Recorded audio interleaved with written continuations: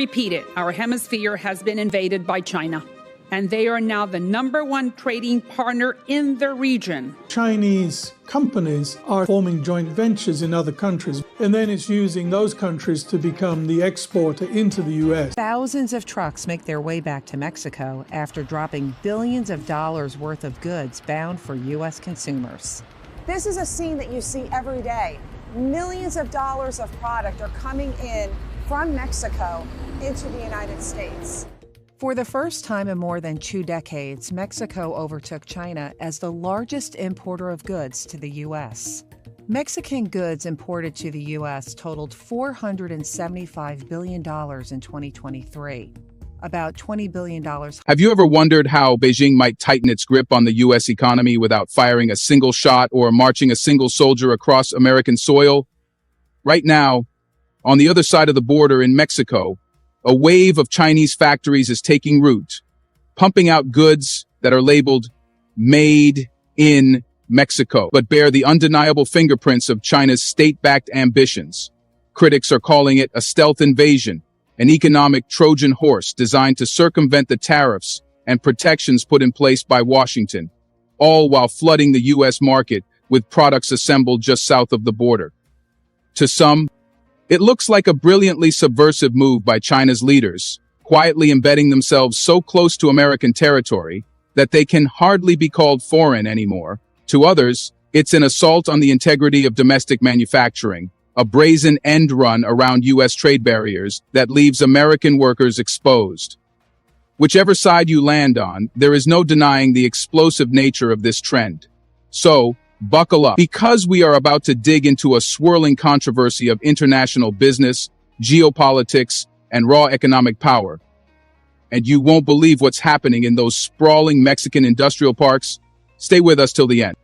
Hello and welcome back to Innovative Check YouTube channel, where we delve into the innovative and transformative projects changing our world. If you're new to the channel and enjoy learning about innovation stories around the world, you've come to the right place. Please subscribe, like, and comment to help boost our videos on YouTube. It is remarkable to witness how vast portions of northern Mexico, particularly around the city of Monterrey, have been transformed in recent years due to the influx of Chinese factories. Some of these industrial complexes now stand where agricultural land once stretched as far as the eye could see, and local workers who once tended farms find themselves on fast-moving assembly lines, churning out goods destined for the U.S. market. They come into modern commercial life, destined for the U.S. market. The nearshoring strategy has proven to be financially beneficial for many Chinese companies, as it allows them to circumvent tariffs that Washington has imposed on Chinese-made products. What these manufacturers produce in Mexico is legally considered Mexican in origin, effectively avoiding some of the trade barriers that have complicated direct imports from China into the U.S. One such company is Manhua, which previously set up operations in Vietnam, but more recently has embarked on an ambitious expansion in Mexico. Monterrey, with its established infrastructure and proximity to the U.S. border, was the natural choice. The firm has invested heavily in large manufacturing plants where everything from furniture to electronics and car parts can be produced more efficiently, not least because of the logistical advantage of having the U.S. just a few hours away by truck. The general manager, a man by the name of U.S.M.C.A, has expressed optimism about tripling or quadrupling the current production level and scaling up to a workforce of well over 1,000 employees in the coming years. He has praised the local labor force for their diligence and quick adaptability, and he is one of many voices highlighting how cost-sufficient and practical it is for Chinese businesses to operate in Mexico. This wave of Chinese investment aligns with shifting global trade dynamics.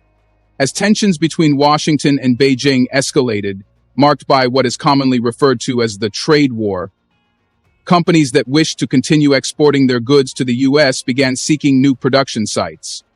Mexico emerged as a prime destination, boasting free trade agreements with multiple global markets and the obvious geographical advantage of direct land routes to the U.S.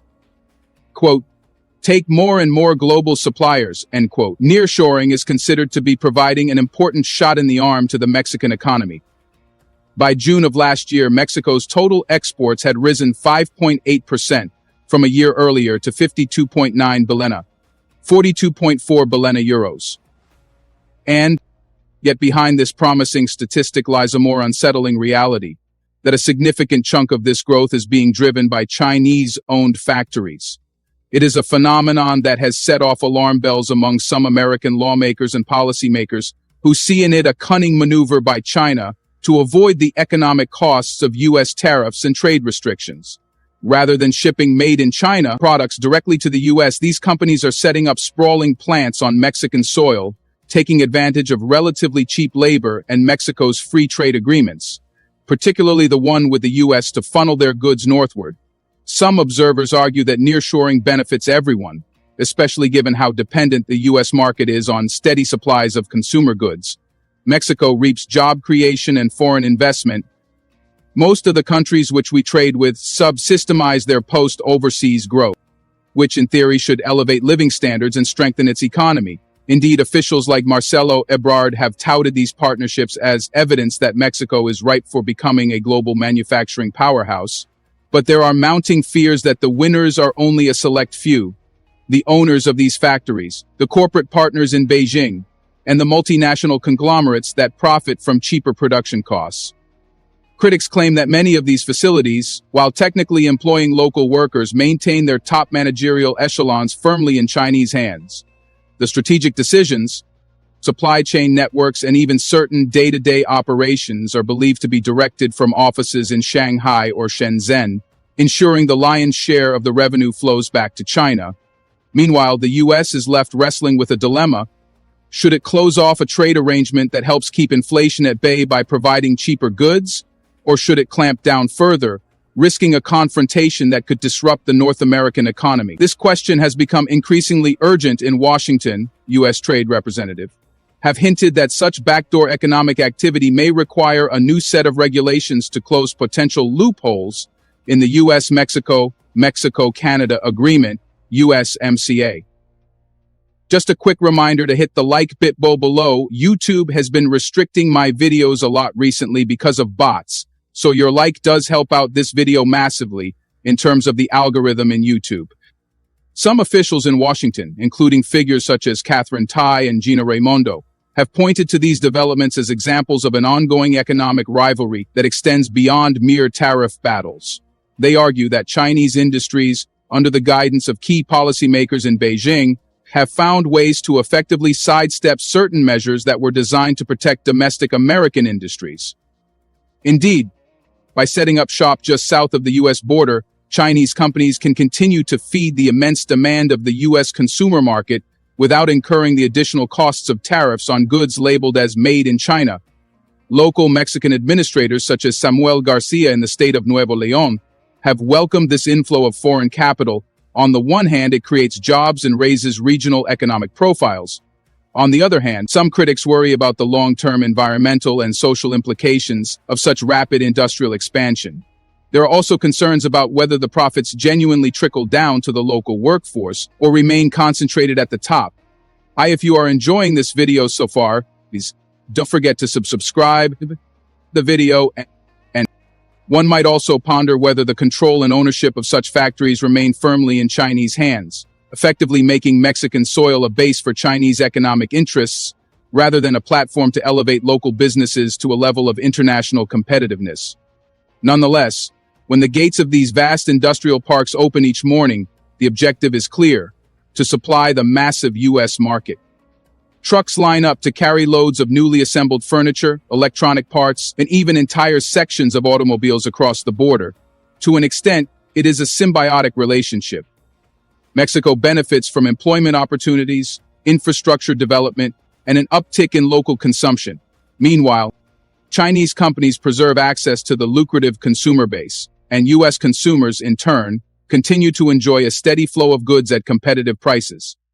Yet from a strategic standpoint, there is increasing talk in policy circles that this situation represents something akin to a backdoor infiltration of Chinese economic power. In other words, while the U.S. has attempted to clamp down on Chinese imports through regulations, scrutiny over intellectual property, and broad tariffs, these very same goods are effectively rebranded in Mexico and then flow into the U.S. with minimal friction. Yet, from a strategic standpoint, there is increasing talk in policy circles that this situation represents something akin to a backdoor infiltration of Chinese economic power. In other words, while the U.S. has attempted to clamp down on Chinese imports through regulations, scrutiny over intellectual property, and broad tariffs, these very same goods are effectively rebranded in Mexico and then flow into the U.S. with minimal friction. Your subscriptions and likes motivate us to generate more content, so please keep supporting us. Check out this video showing on your screen right now, and I will see you on the other.